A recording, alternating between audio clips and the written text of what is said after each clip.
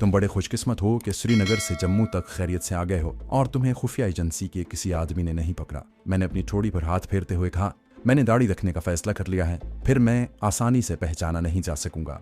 इसीलिए तो मैंने तुम्हें कहा है कि यहाँ से कम से कम दिन के वक्त बाहर मत निकलना। तुम्हें तुम्हारी जरूरत की हर शय जहाँ पहुँच जाएगी। अब तुम बैठो, मैं तुम्हारे लिए खाने पीने की चीजें और कुछ दूसरा सामान लाता हूँ।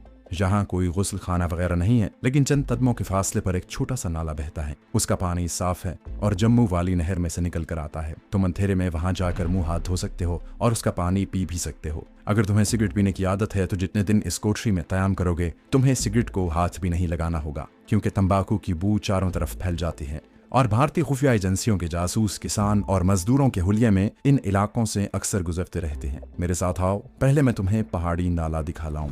ये नाला कोठरी वाले टीले से बमुश्किल 25-30 कदमों के फासले पर दरख्तों के दरमियान जरा नशेब में बह रहा था। रात के अंधेरे में मुझे उसका पानी एक धुंधली चौड़ी लकीर की तरह नजर आया। गुलाम रसूल बोला, यहाँ आते वक्त भी और जाते वक्त भी तुम्हें बेहद होशियार और चौकस रहना होगा। तुम यही समझना कि CID वाला कोई ना कोई आदमी तुम्हारी तलाश में इर्द गिर्द मौजूद होगा, इसलिए एहतियात करना। अब वापस आ जाओ। वो मुझे कोठरी में ले आया। उसने लालटेन की बत्ती नीची कर दी और दरवाजा खोलते हुए बोला, मैं बाहर से ताला लगाकर नहीं जाऊंगा। ताला कुंजी समेत मैंने तुम्हारे तख्त पोश पर रख दिया है। अगर तुम्हें पानी पीने के लिए नाले पर जाना हो तो कोठरी को ताला लगाकर जाना, बल्कि लालटेन भी बुझा कर जाना। ये लो माचिस, ये अपने पास रखो। अब मैं जाता हूँ, मैं ज्यादा देर नहीं लगाऊंगा। उसने माचिस सदरी की जेब में से निकाल कर मुझे दी और चला गया।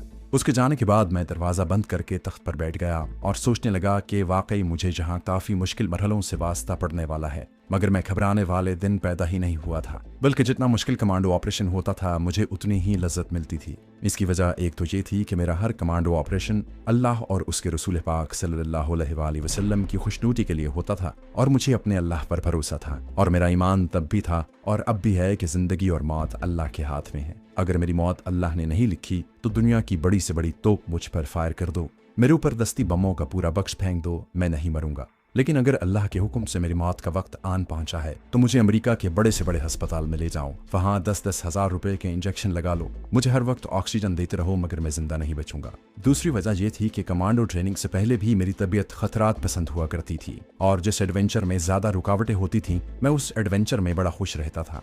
मेरी कलाई पर घड़ी बंधी हुई थी जिसकी चमकदार सुइयां रात के अंधेरे में भी वक्त बता देती थी।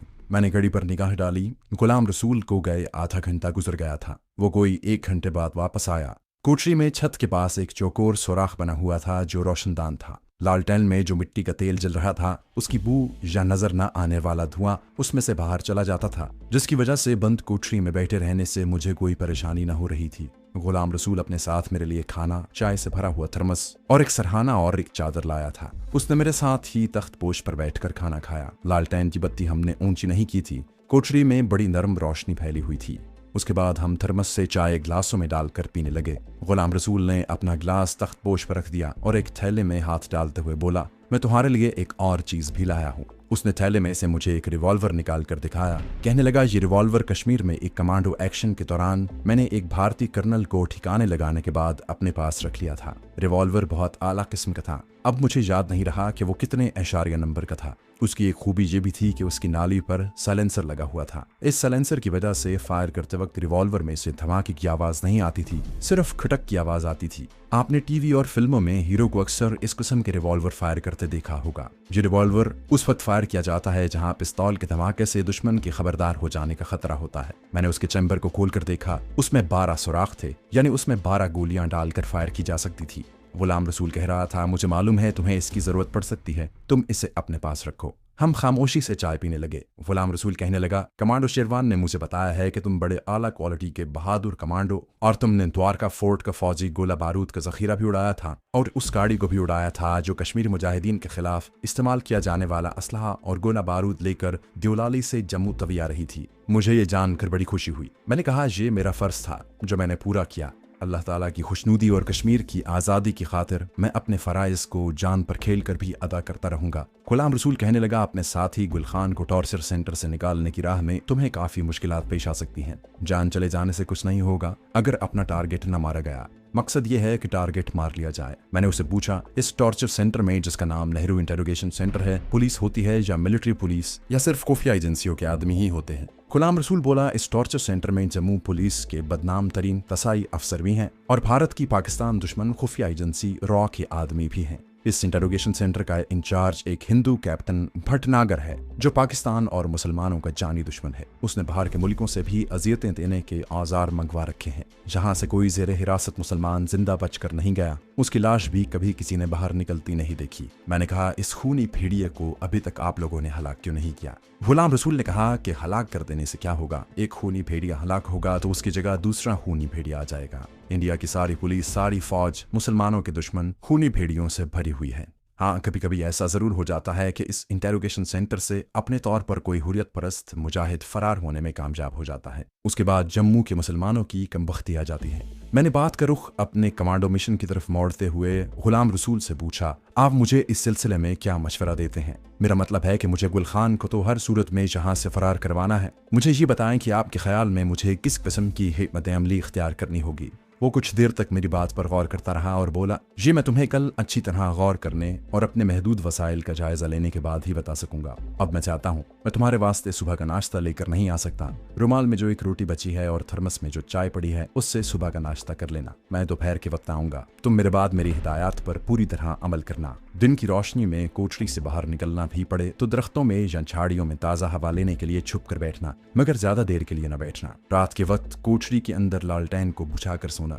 मैं कोठरी को बाहर से ताला लगा कर नहीं जा रहा। रात के वक्त तुम अंदर से कुंडी लगा लिया करना। अव्वल तो इस तरफ कोई नहीं आता। दिन के वक्त कभी कभी कोई पहाड़ियां लकड़ियां उठाए उधर से गुजरता है, वो भी नाले की दूसरी तरफ से होकर जाता है। करीब जो लोग रहते हैं, इन सबको मालूम है कि मैंने अपनी दुकान का काठ कबाड़ और फालतू लकड़ियां रखने के लिए ये कोठरी बनवा रखी है। अब मैं चाहता हूँ कल दोपहर के वक्त आऊंगा। गुलाम रसूल के जाने के बाद मैंने पिस्तौल को पतलून की जेब में छुपा कर रख लिया। इसकी वजह यह थी कि मेरा इरादा बाहर थोड़ी देर के लिए खुली फजा में टहलने का था। मैंने लालटेन बुझा दी, दरवाजा खोलकर बाहर आया। उस वक्त आसमान पर मशरिक की तरफ चांद झुका हुआ था। बड़ी रोमांटिक हल्की हल्की चांदनी फैली हुई थी। ये चांद उस वक्त आसमान पर आ गया जब हम कोठरी के अंदर बैठे बातें कर रहे थे।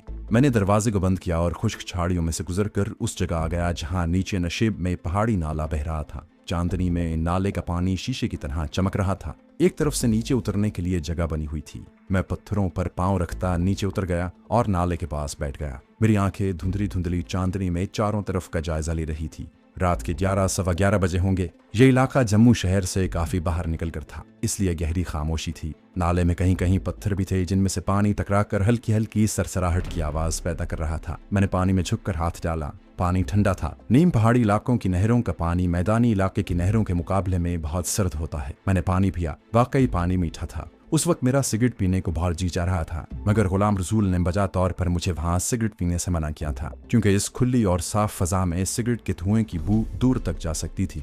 हर किस्म की आदत को जब्त करने बल्कि उसको फतह करने की मुझे अमली ट्रेनिंग दी गई थी। मैं इन्हीं सोचों में गुम टहल रहा था कि मुझे एक नागवार सी बू महसूस हुई। मेरे हवास एकदम बेदार हो गए। ये हिंदुओं के मंदिरों से आने वाली लोबान की बू थी। ये बू मेरी दुश्मन चंद्रिका की बदरूह के साथ आई थी। मैंने धुंधली चांदनी में घूर घूर कर चारों तरफ देखा। बू बराबर आ रही थी, मगर चंद्रिका की बदरूह जाहिर नहीं हुई थी। मुझे तशवीश हुई कि यह बदरूह मेरी दुश्मन हो गई है। मुमकिन है ये जम्मू पुलिस या मिलिट्री इंटेलिजेंस के किसी हिंदू अफसर पर जाहिर होकर मेरे बारे में मुखबरी कर दे। लोबान की बू आहिस्ता आहिस्ता दूर हो गई। अब उसकी जगह चंबेली की मीठी खुशबू आने लगी। मेरा दिल भर आया। ये मेरी छोटी बहन कुलसूम की रूह की खुशबू थी। बहुत देर के बाद मुझे मेरी शहीद बहन की रूह की खुशबू आई थी। मेरी आंखें भीग गईं। मुझे यकीन था कि मेरी छोटी बहन की रूह इस वक्त मेरे पास मौजूद थी, मगर चंबेली की खुशबू भी आहिस्ता आहिस्ता मुझसे दूर होते होते बिल्कुल गायब हो गई। मुझे ख्याल आया कि चंद्रिका की बदरूह मुझे नुकसान पहुंचाने जरूर आई थी, मगर वो मेरी बहन की रूह की नूरानी ताकत के आगे न ठहर सकी और भाग गई।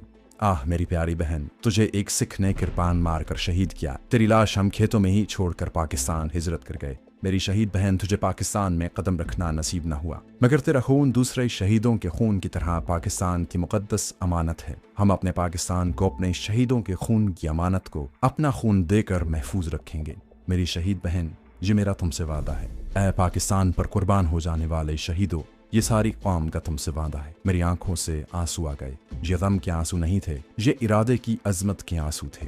मैं उठकर वापस कोठरी में आकर लेट गया। दरवाजा मैंने अंदर से बंद कर लिया। रिवॉल्वर जेब से निकालकर मैंने अपने सरहाने के नीचे रख लिया था। लालटेन मैंने बुझा कर रख ली। छत के साथ जो छोटा सा रोशनदान था उसमें से चांद की फीकी रोशनी धुंधले गुबार की तरह अंदर आ रही थी। इस गुबार को देखते देखते और अपने नए कमांडो मिशन के बारे में सोचते सोचते मुझे नींद आ गई। अगले रोज दोपहर के वक्त गुलाम रसूल आ गया। वो एक थैले में दोपहर और रात के वास्ते मेरे लिए ज्वार की रोटियां और अचार लाया था। हमने थोड़ा बहुत खाना खाया। मैंने गुलाम रसूल से अपने मिशन की पेशरफ्त के बारे में पूछा तो वो कहने लगा, मैं सूरज डूबने से जरा पहले आऊंगा, उस वक्त तुम मेरे साथ चलोगे, तुम तैयार रहना। मैंने पूछा हमें कहाँ जाना होगा। वो बोला तुम्हें अपने आप पता चल जाएगा, रात को कोई खास बात तो नहीं हुई। मैंने कहा बिल्कुल नहीं, मैं आधी रात को पहाड़ी नाले तक गया था, फिर वापस आ गया था। तुम्हें बड़ी एहतियात करने की जरूरत है। खैर अब मैं जाता हूँ, दोपहर के वक्त आऊँगा। वो चला गया। ये शख्स भी दूसरे कश्मीरी हुर्रियत परस्त मुजाहिदों की तरह मुख्तसर बात करता और वक्त पर उठकर चला जाता। मैं कोठरी के अंदर ही रहा। कभी कभी उठकर दरवाजे के दुर्ज में से बाहर देख लेता। बाहर धूप थी और खूब रोशनी फैली हुई थी। दूर से किसी वक्त किसी ट्रक के हॉर्न की आवाज़ आ जाती थी या दरख्तों की तरफ से किसी तोते किसी कव्वे के बोलने की आवाज़ आ जाती। दोपहर के बाद गुलाम रसूल आ गया। उसने गले में खद्दर का एक थैला लटकाया हुआ था। हिंदुस्तान में सियासी वर्कर्स वगैरह इसी तरह का थैला गले में या कांधे पर लटकाए रखते हैं। गुलाम रसूल का लिबास भी जम्मू के हिंदुओं जैसा था, यानी तंग मोरी का खद्दर का पाजामा, बगैर कॉलर के कुर्ता और पुरानी सदरी, सर पर डोगरा कैप। मैंने भी सर पर डोगरा कैप पहन रखी थी ताकि अगर मैं किसी वक्त कोठरी से बाहर निकलूं और दूर से कोई देखे तो यही समझे कि कोई डोगरा मजदूर काम कर रहा है। गुलाम रसूल मेरे पास बैठते हुए बोला, मैं तुम्हें दूर से नेहरू इंटेरोगेशन सेंटर दिखाऊंगा। मेरी इत्तला के मुताबिक गुलखान कोने वाले तहखाने में बंद हैं। पहले उसे बेड़ियां डाली गई थीं, मगर अब बेड़ियां खोल दी गई हैं। मेरे आदमी ने बताया है कि गुलखान ने सारे टॉर्चर, सारी अजियतें बर्दाश्त की हैं, मगर अपनी जबान नहीं खोली। इंटेरोगेशन सेंटर के फौजी इंचार्ज कैप्टन भटनागर ने दिल्ली से टॉर्चर के जदीद तरीन माहिर डॉक्टर को बुला भेजा है। अब गुलखान को कोई खास इंजेक्शन लगाकर नीम बेहोशी की हालत में उससे मालूमात हासिल करने की कोशिश की जाएगी, क्योंकि तशद्दुद के उनके सारे हरबे नाकाम हो चुके हैं। मैंने पूछा आप मुझे कहाँ और किस जगह से इंटेरोगेशन सेंटर दिखाएंगे? और उसको महज देख लेने से तो कुछ नहीं होगा, मुझे तो उसके अंदर जाना होगा। गुलाम रसूल ने जवाब दिया, हर काम अपने वक्त पर किया जाएगा। पहले इस सेंटर की इमारत को अच्छी तरह से देखना बहुत ज़रूरी है। मेरे साथ आओ, मैं आगे जाऊँगा, तुम मेरे पीछे पीछे 6-7 कदमों का फासला डालकर चलो। गुलाम रसूल ने बाहर आकर कोठरी पर ताला डाला और एक तरफ चल पड़ा। मैं थोड़ा फासला रखकर उसके पीछे पीछे चलने लगा। हम पहले तो नाले के साथ साथ चलते रहे। नाला आगे जाकर जब शहर के गुंजान आबाद इलाके की तरफ मुड़ा तो हम भी उस तरफ मुड़ गए। एक जगह किसी मंदिर की सीढ़ियां नाले में उतरती थीं। गुलाम रसूल सीढ़ियां चढ़कर मंदिर के पहलू से होकर छोटी सड़क पर चल पड़ा। मैं पीछे पीछे था। हमारे हुलिये ऐसे थे कि हम शक्ल सूरत और लिबास से डोगरे मालूम हो रहे थे। हमारे सरों पर टोपियां थी जो चंबा, कांगड़ा और जम्मू के डोगरे आमतौर पर पहनते हैं। गुलाम रसूल आबादी से बचकर जा रहा था।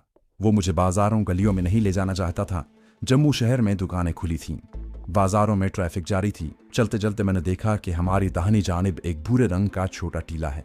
गुलाम रसूल इस टीले के करीब से होकर आगे निकल गया। टीले के पीछे एक ऊंचे टब्बे पर मुझे मस्जिद का गुंबद और पुराने मीनार दिखाई दिए।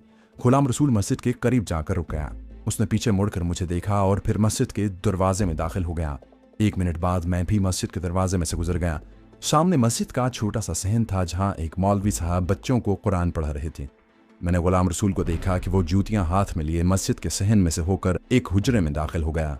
मौलवी साहब ने ना गुलाम रसूल की तरफ कोई तवज्जो की, न मेरी तरफ गौर से देखा। मैं भी हुजरे में चला गया। गुलाम रसूल हुजरे में बिछी हुई चारपाई पर बैठा था। मैं भी उसके पास पायंती की तरफ होकर बैठ गया। मैंने उससे बिल्कुल न पूछा कि हम यहाँ क्यों आए हैं। इतने में बाहर से बच्चों के मौलवी साहब को सलाम करने और भागने की आवाज़ें आईं। मौलवी साहब ने बच्चों को छुट्टी दे दी थी। फिर मौलवी साहब भी हुजरे में आ गए। आते ही गुलाम रसूल से कहने लगे, तुम जहाँ बैठो, मैं ऊपर जाकर देखता हूँ। अगर हालात ठीक हुए तो तुम ऊपर चले जाना। अगर आसपास कोई शक व शुबा हुआ तो मैं तुम्हें ऊपर जाकर अपना काम करने की इजाज़त नहीं दूंगा। गुलाम रसूल ने कहा, मौलवी फैजुल हसन साहब, हम आपके मशवरे के मुताबिक काम करेंगे। मौलवी साहब चले गए। गुलाम रसूल भी खामोश था, मैं भी खामोश था। हमें ऊपर छत पर मौलवी साहब के चलने फिरने की आहट सुनाई दी। कोई 2-3 मिनट के बाद मौलवी साहब नीचे आ गए। हुजरे में दाखिल होकर उन्होंने गुलाम रसूल से कहा, पिछली तरफ से छत पर जाओ, लेकिन गुंबद की ओट में रहना, सामने बिल्कुल ना आना। गुलाम रसूल ने कहा, आप बेफिक्र रहें। इस दौरान गुलाम रसूल ने थैला उतार कर चारपाई पर रख दिया। फिर उसने थैले में हाथ डालकर खाकस्तरी रंग की एक दूरबीन बाहर निकाली। ये फौजी दूरबीन थी और साफ लग रहा था कि बड़ी ताकतवर दूरबीन है। गुलाम रसूल ने मुझसे कहा, आ जाओ। हम हुजरे के पीछे दरवाजे से निकले। पीछे एक जीना मस्जिद की छत को जाता था। हम जीना चढ़कर मस्जिद की छत पर आ गए।